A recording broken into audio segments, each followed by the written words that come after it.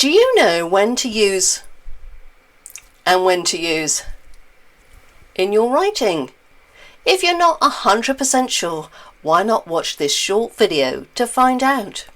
Okay, so this is more about writing English than speaking it, but do you know when to use IE and when to use EG in your sentences? Firstly, they do not mean the same thing and they are not interchangeable. IE means in essence, or it means. So we would use IE to define or clarify a term or to state an implied meaning. So here's some example sentences. Managers will receive a staff discount, i.e. 50%.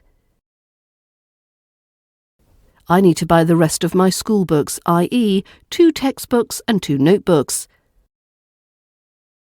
The dog had a lovely time home alone, i.e. he destroyed all the sofa cushions and knocked over the pot plants.